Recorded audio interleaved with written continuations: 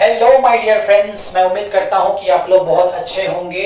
मेरा नाम रोशन झा है और मैं स्टेप बाय स्टेप एकेडमी में आप सभी का वापस से एक बार स्वागत करता हूं। हम पिछले लेक्चर में 3.2 जो सर्कल चैप्टर था उसको हमने खत्म किया था। हम उसके आगे बढ़ेंगे। 3.3 स्टार्ट करने से पहले हम लोगों को उसके लिए जो कॉन्सेप्ट चाहिए हम लोग वो पहले देख लेते हैं, ठीक है। सबसे पहला चीज है उसमें arc of a circle, ARC, arc of a circle. देखो आर्क क्या होता है, एक सर्कल है, एक सर्कल को मैं इसको साइड में लेके थोड़ा सा आप लोगों को ऐसे समझाता हूँ, ठीक है। देखो ये एक सर्कल है, ठीक है। मैं क्या करता हूँ, मैं इसका एक सीकेंट ड्रॉ किया। मैंने क्या ड्रॉ किया, मैंने सीकेंट। सीकेंट क्या होता है, कोई भी एक लाइन जो सर्कल को दो पॉइंट्स में काटे। देखो ये एक पॉइंट, ये दूसरा पॉइंट, दो पॉइंट्स में इंटरसेक्ट कर रहा है तो उसको हम लोग बोलेंगे सीकेंट। ये जो सीकेंट है ना वो करता क्या है, बेसिकली वो इस सर्कल को आप लोग देख सकते हो, एक ऊपर वाला जो हिस्सा है, एक नीचे वाला जो पार्ट है, वो दो पार्ट्स में उसको डिवाइड कर रहा है, ठीक है। तो जो इसमें जो ऊपर वाला जो बड़ा हिस्सा आपको दिख रहा है जिसके अंदर सेंटर भी इंक्लूडेड है, ये आप लोग सेंटर है, सर्कल का सेंटर है। ये सेंटर कौन से वाले हिस्से में, ऊपर वाले हिस्से में है। तो हम लोग ये ऊपर वाला जो हिस्सा है उसको हम लोग बोलेंगे major arc, MAJOR, major arc बोलेंगे उसको। क्या बोलेंगे, मेजर आर्क। मेजर मतलब होता है बड़ा, ठीक है। तो जाहिर सी बात है, अगर ये मेजर आर्क है तो फिर ये जो रहेगा नीचे वाला हिस्सा वो क्या रहेगा, माइनर आर्क रहेगा। ये क्या रहेगा, माइनर आर्क रहेगा। ये एक चीज हो गया, ठीक है। उसके बाद हमको और क्या देखो बोला है ये लोग ने, उसके बाद हमको एक कॉन्सेप्ट बोला है सेंट्रल एंगल क्या होता है। सेंट्रल एंगल देखो क्या होता है, आपको पता है कि कोई एक एंगल होगा। फॉर एग्जांपल मैं एक एंगल ऐसा बनाता हूं, ठीक है। आपको पता है कि जहां दो साइड, ये एक साइड है, ये एक साइड है, दोनों साइड एक दूसरे को जहां टच करते हैं उसको हम लोग बोलते हैं वर्टेक्स। क्या बोलते हैं, वर्टेक्स ऑफ द एंगल। अगर कोई भी एक, मान लो मैं एक एंगल बनाता हूं ऐसे, ये मैंने एक एंगल बनाया, ठीक है। ये एंगल बेसिकली क्या कर रहा है, जैसे ये सीकेंट इस सर्कल को दो पार्ट्स में डिवाइड कर रहा था, वैसे ये जो एंगल मैंने बनाया है वो भी क्या कर रहा है, सर्कल को दो पार्ट में डिवाइड कर रहा है। एक तो यहां से लेके यहां तक, और एक ये जो छोटा वाला है वो यहां से लेके यहां तक। तो इसमें भी जो ऊपर वाला हिस्सा है, बड़ा वाला हिस्सा है, उसको हम लोग बोलेंगे मेजर आर्क, और जो नीचे वाला हिस्सा है उसको हम लोग बोलेंगे माइनर आर्क। मैं बता रहा था सेंट्रल एंगल क्या होता है। ये जो वर्टेक्स आपको दिख रहा है, अगर ये वर्टेक्स सेंटर के ऊपर है तो हम लोग उसको बोलेंगे, ये कौन सा एंगल रहेगा, सेंट्रल एंगल रहेगा। कौन सा एंगल रहेगा, सेंट्रल एंगल रहेगा। अगर ये वर्टेक्स सेंटर के ऊपर है तो उसको हम लोग बोलेंगे सेंट्रल एंगल, और इसको यूजुअली हम लोग थीटा से डिनोट करते हैं। किससे डिनोट करते हैं, थीटा से डिनोट करते हैं। ये हो गया major arc, minor arc, central angle. अब आते हैं कि मेजर कैसे करते हैं मेजर आर्क को और माइनर आर्क को और सेंट्रल एंगल को। हम लोग मेजर मतलब उसका माप कैसे करते हैं, उसको मेजर कैसे करते हैं, ध्यान से देखना। अब मैं क्या करता हूं ना, मैं इसको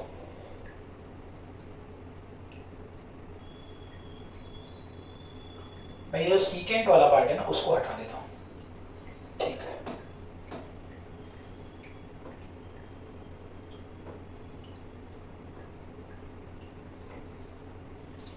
ठीक है, अब आप लोग देखना इसको मेजर हम लोग कैसे करते हैं, ठीक है ना।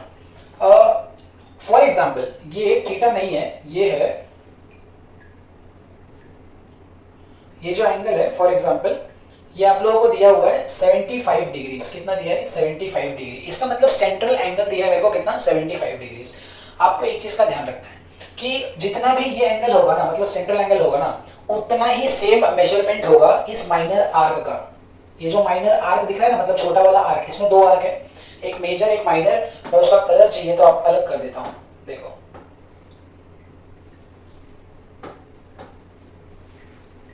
मैं इस माइनर आर्क का कलर अलग कर देता हूं। ये माइनर आर्क है और ऊपर वाला जो वो मेजर आर्क है, ठीक है। अगर ये 75 डिग्री है तो ये माइनर आर्क भी कितना रहेगा, 75 डिग्री रहेगा। मैं क्या करता हूँ, इसको कुछ नेम कर देता हूँ, नेमिंग कर देता हूँ। ये है A, ये है B और ये है C, ठीक है। तो और इसको मैं यहाँ पे दे देता हूँ पॉइंट D। तो आप देख सकते हो ना कि यहाँ पे दो आर्क है, एक है मेजर आर्क ABC और एक है मेजर आर्क ADC। आपको पता है कि जो ऊपर वाला है ABC वो मेजर है और ये जो छोटा वाला है वो माइनर है। तो मैंने अभी जस्ट बताया कि ये जो थीटा जितना भी रहेगा ना एंगल, उतना ही ये सेम रहेगा। तो इसका मतलब क्या, ये जो मेजर आर्क ADC है उसका भी वैल्यू कितना रहेगा 75 डिग्री, क्योंकि ये जो एंगल है उससे सेम रहता है। ठीक है, जाहिर सी बात है। मेरे को एक बात बताओ, टोटल मेजर ऑफ सर्कल कितना होता है, पूरे सर्कल का मेजरमेंट कितना होता है 360 डिग्रीज होता है। तो 360 में से अगर मैं 75 को खाली माइनस कर देता हूँ तो मेरे को क्या मिल जाएगा, मेरे को ये जो मेजर आर्क है उसका वैल्यू मिल जाएगा। तो आपको इतना ध्यान में रखना है कि मेजर आर्क का जो वैल्यू होता है वो 360 डिग्रीज में से माइनर आर्क को माइनस कर देना है, बस आपको मिल जाएगा। आई होप आपको major arc, minor arc, central angle और उसके मेजरमेंट्स कैसे करने हैं आपको इतना फिलहाल के लिए समझ में आ गया होगा। ठीक है, आगे कुछ पॉइंट्स है कि हम लोग देख लेते हैं। ये जो भी उन्होंने लिखा है मैं उसको आपको आसान भाषा में समझा दे रहा हूँ। ठीक है, उसके बाद का जो कॉन्सेप्ट है वो है कॉन्ग्रुएंस ऑफ आर्क्स। आपको ये दिख रहा होगा कॉन्ग्रुएंस ऑफ आर्क्स। ठीक है, कॉन्ग्रुएंस का क्या मतलब होता है कि जब दो चीज या तीन चीज सेम रहे उसको हम लोग बोलते हैं कॉन्ग्रुएंट, कि ये दोनों चीज कॉन्ग्रुएंट है। तो हम लोग को आर्क्स को कॉन्ग्रुएंट बताना है, तो हम लोग क्या करेंगे, देखो ध्यान से, ये एक सर्कल है, ये उसका मान लो सेंटर है। ठीक है, मैं क्या करता हूँ, यहाँ से एक एंगल बनाता हूँ। ठीक है, यहाँ से एक एंगल बनाता हूँ। ठीक है, और यहाँ से एक एंगल बनाता हूँ। और फॉर एग्जाम्पल ये दिया हुआ है 50 डिग्रीज, कितना दिया है, ये दिया है 50 डिग्रीज, ये दिया है 50 डिग्रीज, और ये दिया है 40 डिग्री। ठीक है, और एक बनाता हूँ मैं, ये भी दिया है मान लो 40 डिग्रीज। ठीक है, तो ऐसे कुछ मेजरमेंट दिए हुए हैं। मैं कुछ इसका नाम दे देता हूँ, मान लो सेंटर को बोल देता हूँ O, इसको बोल देते हैं A, इसको बोल देते हैं B, C, D, E। आपको दिखता होगा कि ये जो एंगल है, कौन सा एंगल, एंगल AOB, ये कितना है 50 डिग्री है।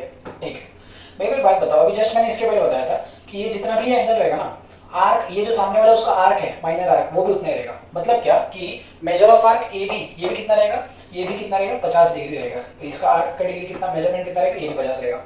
अगर BOC ये अगर 40 है तो आर्क BC का वैल्यू कितना रहेगा 40 रहेगा। अगर COD ये अगर 50 है तो आर्क CD या फिर DC का वैल्यू कितना रहेगा 50 रहेगा। दो आर्क कॉन्ग्रुएंट कैसे हो सकते हैं मैं आपको बताता हूँ। देखो आपको इधर दिखता होगा कि ये आर्क कितना है 50 डिग्री है, ये आर्क कितना है 50 डिग्री है। ठीक है, आर्क का मेजरमेंट दोनों सेम है ना। और एक चीज देखना है कि दोनों का रेडियस भी सेम होना चाहिए। रेडियस भी सेम होने का मतलब क्या है कि मेरे को बताओ, ये एक ही सर्कल है, अब ये एक सर्कल में ये जितना रहेगा उतना ही ये भी रहेगा, ये जितना रहेगा उतना ही ये भी रहेगा। मतलब क्या कि एक ही सर्कल में कितने भी रेडियस रहेंगे तो वो सेम रहते हैं, रेडियस ऑफ सेम सर्कल, सीधी सी बात है। तो अगर आपको देखना है दो ही चीज, अगर कोई आर्क को आपको कॉन्ग्रुएंट बताना है, मतलब क्या, two arcs are congruent if and only if, सिर्फ और सिर्फ दो आर्क तब कॉन्ग्रुएंट होगा।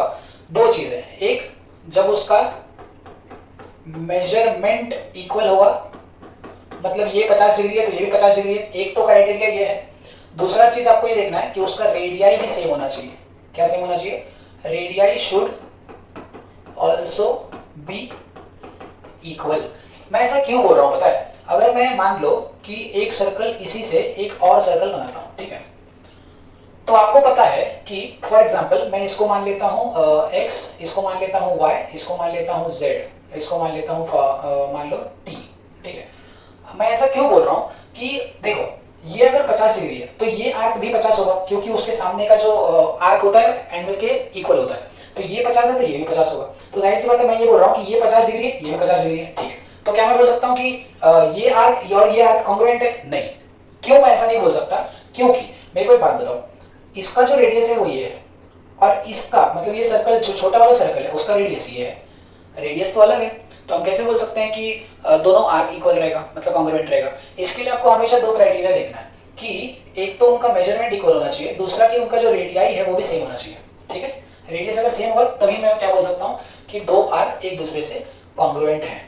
जो मैंने आपको बताया वही इसके अंदर लिखा हुआ है। ठीक है, ये एग्जाम्पल दिया है उन्होंने, मैंने जो अभी जस्ट बोला आपको, two arcs are congruent if their measures and radii are equal, ये चीज बोला था, ये चीज मैंने आपको बता दिया। ठीक है, अब एक लास्ट चीज है इसके अंदर, और उसके बाद इसके अंदर दो थ्योरम है सिमिलर टाइप के, वो हम देखेंगे। उसके बाद फिर हम लोग 3.3 को स्टार्ट करेंगे। ठीक है, property of sum of measures of arc, दो आर्क्स को हम लोग कैसे ऐड कर सकते हैं। सम करना मतलब क्या, उसको ऐड करके जो वैल्यू मिलता है उसको हम लोग सम बोलते हैं।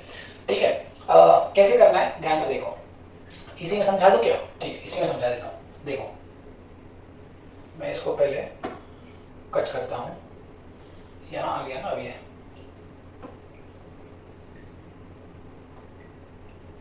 इसको थोड़ा सा छोटा करके साइड में ले लेता हूँ, इसको यहाँ ले लेता हूँ, ये आपको दिख रहा होगा अभी। देखो ये जो सर्कल है, ये सर्कल में आप लोग देख सकते हो कि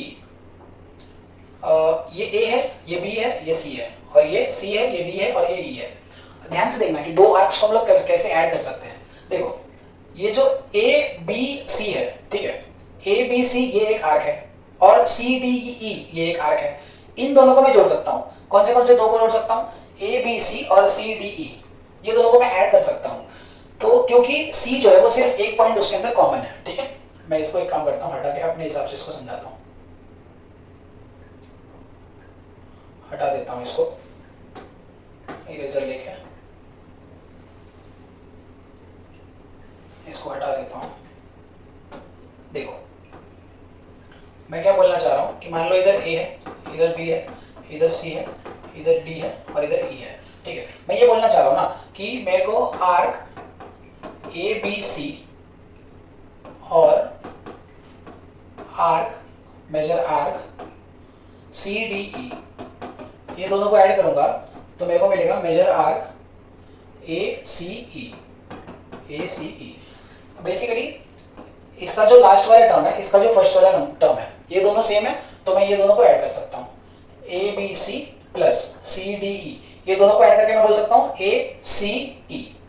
लेकिन मैं ऐसा नहीं बोल सकता कि, ध्यान से देखना, A B C plus B C D is not equal to, मैं ऐसा नहीं बोल सकता कि A B C plus B C D is equal to A C D, नहीं बोल सकता मैं। क्यों? क्योंकि इसमें दो जो चीज है वो कॉमन है, इधर भी बी सी है, इधर भी बी सी है।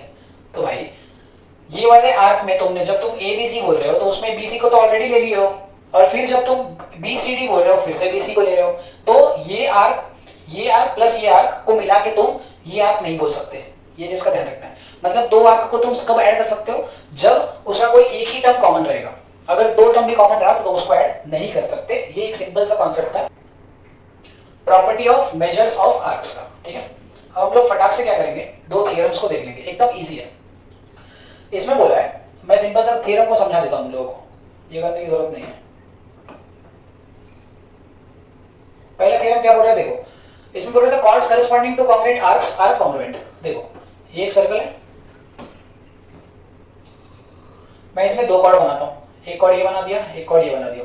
मैं अगर बोलूँ ना कि इसमें बोले the chords corresponding to congruent arcs, देखो अगर मैं बोलूँ ना ये आर्क है और ये आर्क है, ये दोनों आर्क कॉन्ग्रुएंट है, ये और ये दोनों आर्क अगर कॉन्ग्रुएंट है मतलब सेम है, दोनों का मेजरमेंट सेम है, तो जाहिर सी बात है अगर ये दोनों आर्क कॉन्ग्रुएंट है ना, तो इसका जो करस्पॉन्डिंग कॉर्ड है, कॉर्ड मतलब क्या होता है, सर्कल को किसी दो पॉइंट पे टच करता है, ये कॉर्ड भी जो करस्पॉन्डिंग है ना वो भी कॉन्ग्रुएंट रहेगा, ऐसा पहला थ्योरम बोलता है। एक बार और बताता हूँ, एक सर्कल में ये एक कॉर्ड है, ये दूसरा कॉर्ड है, तो ये अपने को दिया गया है ये आर्क और ये आर्क, ये दोनों क्या है, कॉन्ग्रुएंट है। दो आर्क कैसे कॉन्ग्रुएंट हो सकते हैं मैंने ऑलरेडी तुमको बताया।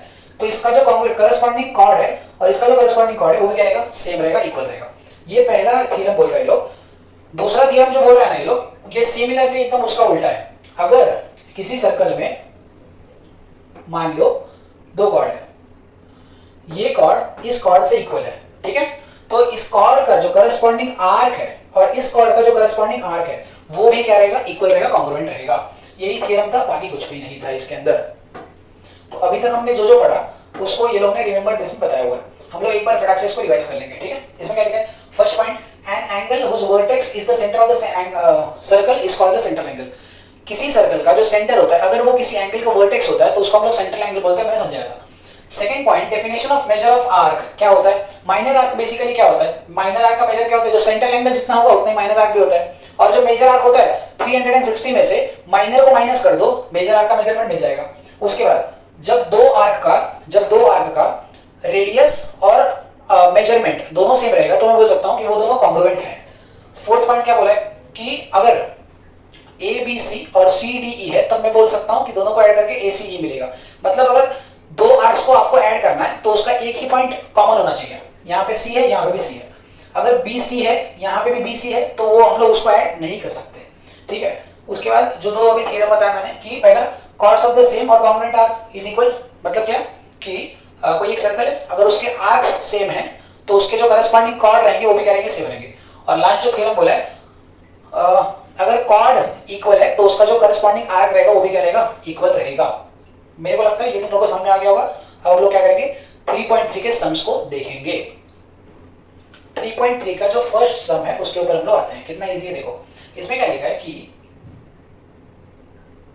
सिलेक्ट, ठीक, इसमें क्या लिखा है कि इन फिगर 3.37 मतलब ये वाले फिगर में points G, D, E, F ये है कॉन साइक्लिक पॉइंट्स। यहाँ पे एक वर्ड लिखा है लोग ने, क्या लिखा है, concyclic points. Concyclic का मतलब क्या होता है कि किसी सर्कल के ऊपर जो पॉइंट्स रहते हैं ना उसको हम लोग बोलते हैं कॉन साइक्लिक पॉइंट्स। ध्यान में रखना।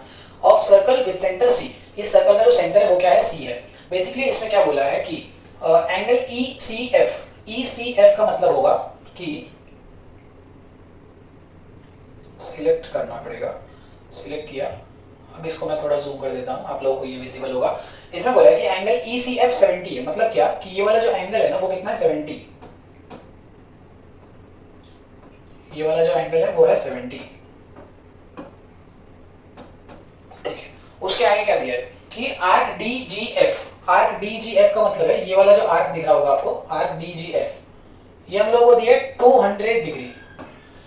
इस एंगल का वैल्यू दिया है और इस आर्क का वैल्यू दिया है, और दो चीज अपने को फाइंड करने के लिए बोला है। They have asked two things to find out.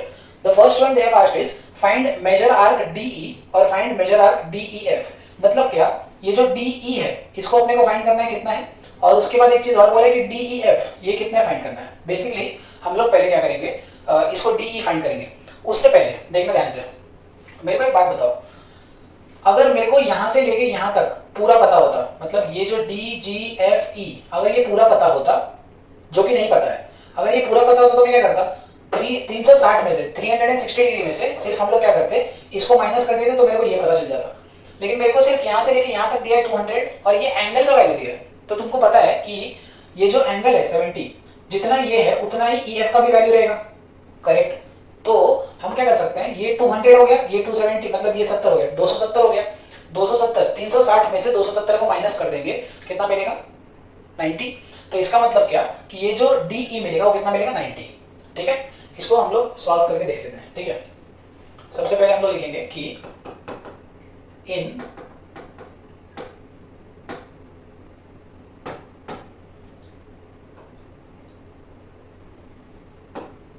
देखो, सबसे पहले हम लोग लिखेंगे इसको ही, मैं यहाँ पे थोड़ा साइड करके,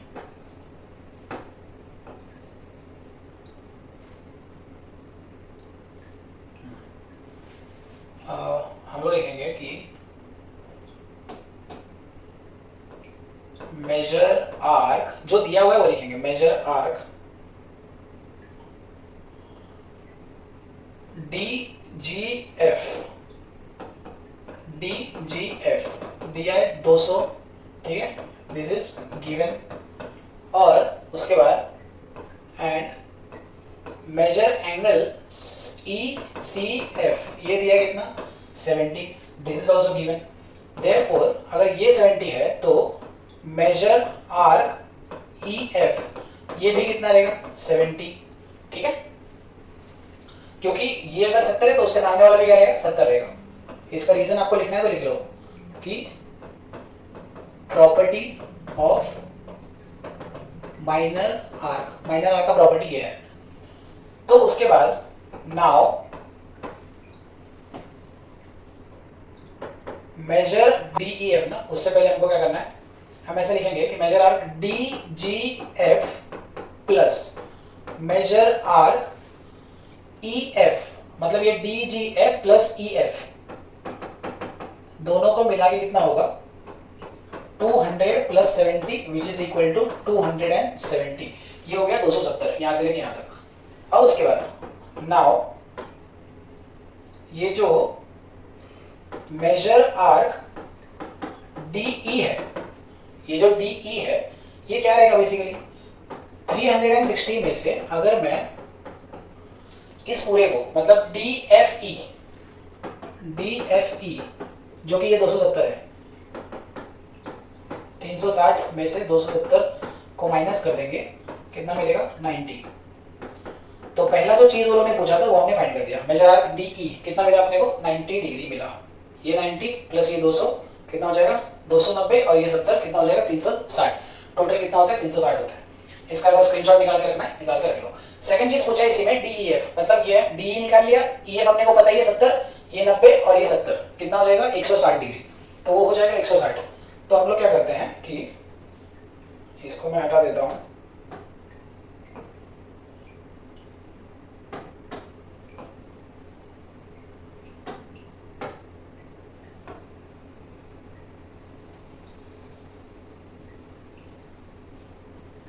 ठीक है, अभी हम लोग क्या करेंगे कि now measure arc DEF is equal to measure arc DE plus measure arc EF। तो ये हो जाएगा 90 डिग्री और ये हो जाएगा 70 डिग्री, दोनों को ऐड करेंगे कितना मिलेगा 160 डिग्री। मेजर आर्क DEF मिल जाएगा 160 डिग्री। फर्स्ट सम हो गया। ठीक है, इसको हम लोग हटा देते हैं और सेकेंड सम को देख लेते हैं। सिलेक्ट सिलेक्ट,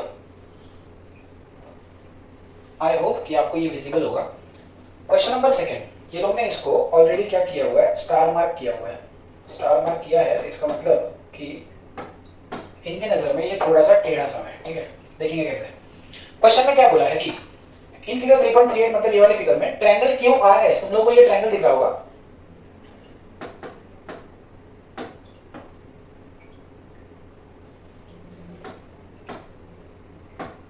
ठीक है, ये जो क्यू आर एस ये वाला जो ट्रायंगल तुमको दिख रहा होगा वो है इक्विलेटरल ट्रायंगल। इक्विलेटरल ट्रायंगल का मतलब होता है कि ये साइड इज इक्वल टू ये साइड इज इक्वल टू ये साइड, तीनों साइड एक दूसरे से इक्वल है। इक्विलेटरल ट्रायंगल का मतलब ये होता है। क्या लिखा है उसके आगे कि प्रूफ दैट, अपने को दो चीज इसमें प्रूफ करना है। पहला प्रूफ करना है कि arc RS is congruent to arc QS is congruent to arc QR. मतलब ये जो आरएस है आर्क, ये कॉर्ड की बात नहीं की है, ये आरएस कॉर्ड है, ये आरएस आर्क है।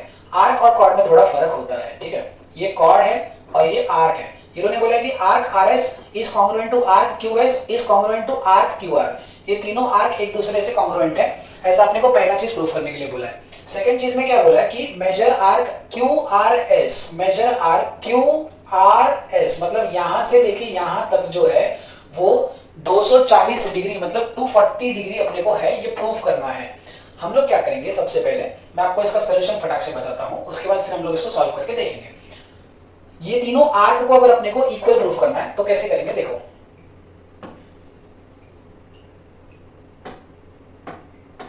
देखो तीनों आर्क को अपने को इक्वल प्रूफ करना है। मेरे को एक बात बताओ, ये तीनों जो कॉर्ड है वो तीनों इक्वल है। ठीक है, इसके सामने वाला जो हमने एक थ्योरम अभी पढ़ा था थोड़ी देर पहले कि अगर किसी सर्कल में अगर 2 या 3 या 4 जितने भी कॉर्ड है अगर वो कॉन्ग्रुएंट है, जैसे इसमें ये कॉर्ड इज इक्वल टू ये कॉर्ड इज इक्वल टू ये कॉर्ड, तो इसका करस्पॉन्डिंग आर्क कौन सा है, क्यू आर का करस्पॉन्डिंग आर्क ये है, आर एस इसका करस्पॉन्डिंग आर्क ये है, और ये जो क्यू एस है इसका करस्पॉन्डिंग आर्क ये है। तो इसका जो करस्पॉन्डिंग आर्क भी रहेगा वो भी क्या रहेगा, कॉन्ग्रुएंट रहेगा। एकदम सिंपल सा सम था ये। ठीक है ना, एक थ्योरम की मदद से हमने इसको कर लिया। आओ अब इसको सॉल्व कैसे करना है वो देखो। ठीक है, कितना इजी है ये देखना।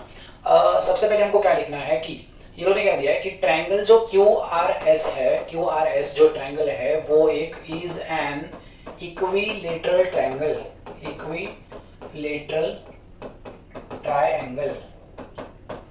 इक्विलेटरल ट्रायंगल है इसका मतलब कि देयरफॉर उसका जो कॉर्ड है, मतलब क्या, कौन सा chord, Q R is equal to R S is equal to Q S. तीनों कॉर्ड जो रहेगा वो एक दूसरे से क्या रहेगा, कॉन्ग्रुएंट रहेगा। ठीक है, क्योंकि इक्विलेटरल ट्रायंगल का मतलब क्या होता है, तीनों जो साइड होता है ट्रायंगल का वो कॉन्ग्रुएंट होता है। लेकिन यहाँ पे वो ट्रायंगल का साइड कम, वो यहाँ पे कॉर्ड है, वो क्या है, वो कॉर्ड है क्योंकि वो सर्कल के अंदर है। ठीक है, एक चीज का ध्यान रखना। एक थ्योरम हमने अभी थोड़ी देर पहले पढ़ा था कि अगर किसी ट्रायंगल का 1 या 2 या 3 कॉर्ड कॉन्ग्रुएंट रहेगा एक दूसरे से तो उसका जो करस्पॉन्डिंग आर्क रहता है वो भी क्या रहता है, कॉन्ग्रुएंट रहता है।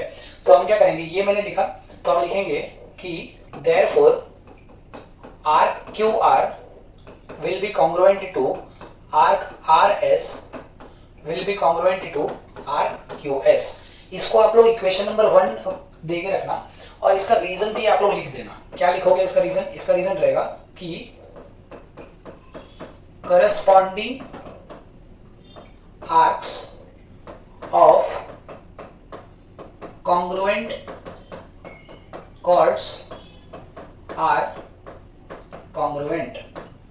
अगर कॉर्ड कॉन्ग्रुएंट रहेगा एक दूसरे से तो उसका करस्पॉन्डिंग जो आर्क्स रहता है वो भी क्या रहेगा? कॉन्ग्रुएंट रहेगा। इसको इक्वेशन नंबर 1 डाल के छोड़ देना। अच्छा, पहला चीज अपने को यही प्रूफ करने के लिए बोला था, हमने प्रूफ कर दिया, ठीक है। अब सेकंड चीज क्या प्रूफ करने के लिए बोला है कि ये जो क्यू आर एस है, ये जो आर्क है क्यू आर एस, ये 240 डिग्रीज होना चाहिए, ऐसा प्रूफ करने के लिए बोला है। देखो सीधी सी बात है कि हम यहाँ लिखेंगे नाउ पूरा जो सर्कल होता है वो कितना होता है? 360 होता है, सबको पता है, ठीक है। तो ये जो पूरा सर्कल है वो 3 आर्क्स में डिवाइडेड है। अगर आप लोग इसको देखोगे, मैं आपको जूम करके इसको दिखाता हूँ। इसको मैं पहले सिलेक्ट करता हूँ, इसको यहाँ लेता हूँ, इसको थोड़ा जूम करता हूँ। देखो अगर आप लोग इसको ध्यान से देखोगे तो ये जो पूरा सर्कल है वो 3 आर्क्स में डिवाइडेड है। एक तो आर्क क्यू आर, एक आर एस और एक आर्क क्यू एस। 3 आर्क्स में डिवाइडेड है। 360 को 3 से अगर डिवाइड करोगे तो कितना आएगा? 120 आएगा, ठीक है। मतलब हर एक आर्क कितना होगा? 120 होगा, ठीक है। तो जाहिर सी बात है Q R plus R S ये दोनों को ऐड करोगे तो कितना आएगा? 120 प्लस 120 240। 240 ही अपने को प्रूफ करना था, बस इसको ऐसे करना है। तो हम क्या करेंगे अब इसको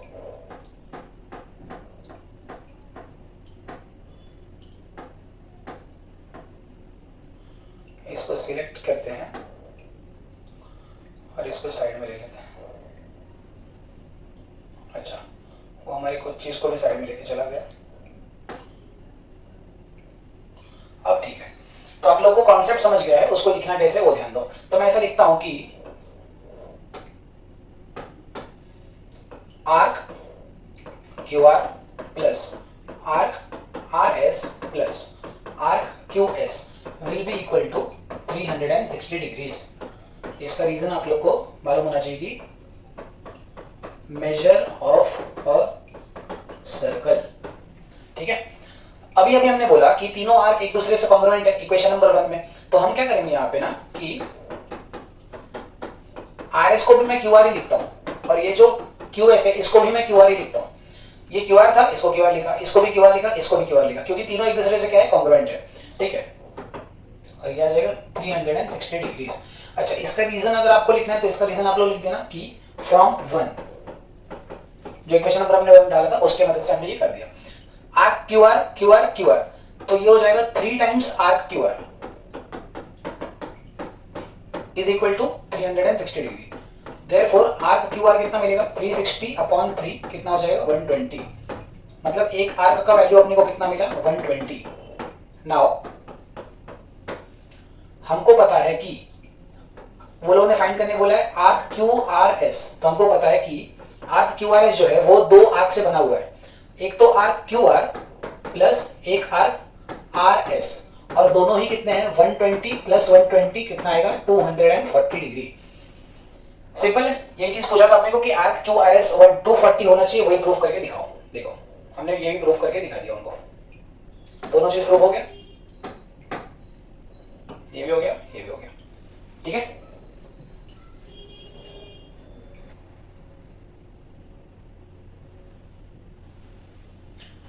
एक लास्ट समय इस प्रैक्टिस सेट का, उसके बाद फिर हम लोग आगे बढ़ेंगे।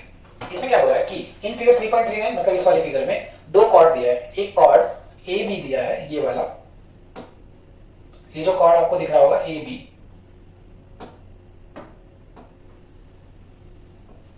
ये एक कॉर्ड है ए बी और ये दूसरा कॉर्ड है सी डी, ठीक है। ये दोनों कॉर्ड एक दूसरे से कॉन्ग्रुएंट है, ऐसा दिया हुआ है लोग ने। हमको प्रूफ करने के लिए बोला है कि आर्क एसी, मतलब कौन सा आर्क? ये वाला, ये जो आर्क है ना एसी, ये आर्क इस आर्क से इक्वल है, ऐसा प्रूफ करने के लिए बोला है, मतलब कॉन्ग्रुएंट है ऐसा प्रूफ करने के लिए बोला है। 2 कॉर्ड इक्वल दिया है और अपने को 2 आर्क पूछा है कि वो कॉन्ग्रुएंट है। देखो अगर कितना सिंपल होता अगर ये लोग ये पूछते कि ये कॉर्ड और ये कॉर्ड इक्वल है मतलब कॉन्ग्रुएंट है। अगर वो लोग पूछते कि ये ए बी और ये जो सी डी है ये दोनों को प्रूफ करो, कितना आसान था। वो थियरम का हवाला हम लोग डायरेक्ट दे देते और इसको लिख देते। वो थियरम हमको क्या बोलता है कि किसी भी सर्कल में मैं इसको साइड करता हूं,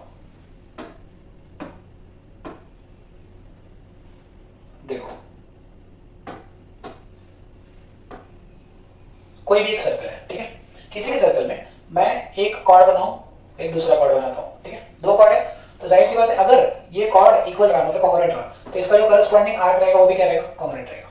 ये थ्योरम आपको पता होना चाहिए, ठीक है।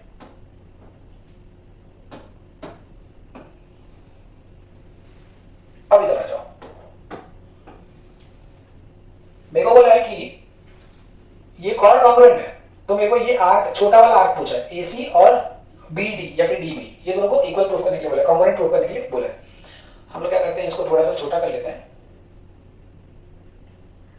इसको साइड में भेज देते हैं और पेन सिलेक्ट कर लेते हैं, इसको प्रूफ करते हैं। सिलेक्ट क्या आएगा इधर, ठीक है, इसको हम लोग प्रूफ करते हैं। देखो कैसे, सबसे पहले हम लिखेंगे कि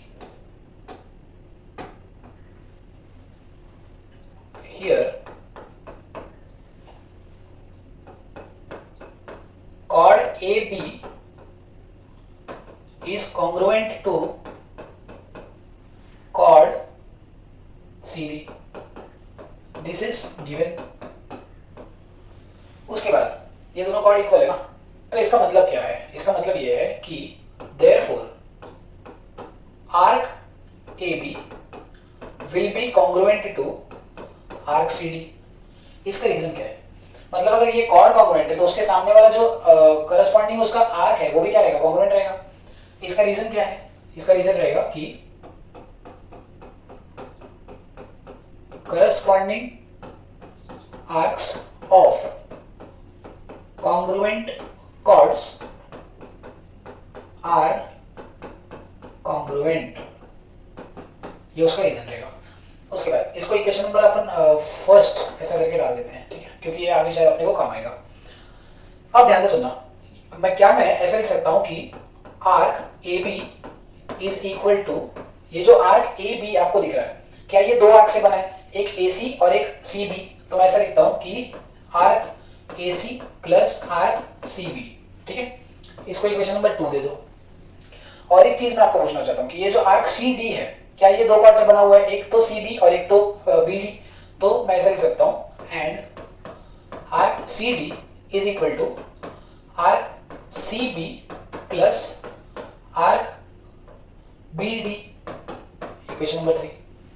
अब यहां ध्यान से देखो, ये दोनों आर्क बराबर है, मतलब ये जो आर्क ए बी है और ये जो आर्क सी डी है, ये दोनों आर्क इक्वल है, ठीक है। और यहां देखना ध्यान से, ये इसके अंदर आर्क सी बी और इसके अंदर आर्क सी बी, ये भी इक्वल है। कोई दो इक्वेशन है, दो इक्वेशन का ये लेफ्ट साइड पूरा का पूरा सेम है, राइट साइड में दो चीज सेम है, तो जाहिर सी बात है जो बचा हुआ चीज है, मतलब ये कौन सा, ये वाला ए सी और बी डी, ये दोनों भी तो कॉन्ग्रुएंट होगा भाई। तो हम लिखेंगे कि from equation first, second and third, तीनों इक्वेशन से हमको क्या मिल रहा है, ये फर्स्ट, ये सेकेंड, ये थर्ड, हम देख रहे हैं कि ये दोनों बराबर है, ये दोनों बराबर है, मतलब एलएचएस सेम है। आरएचएस में हम लोग देख रहे हैं कि ये दो चीज सेम है, तो ऐसी बात है जो बचा हुआ चीज है वो भी क्या रहेगा, सेम रहेगा। Therefore arc AC will be congruent to arc BD, hence proved।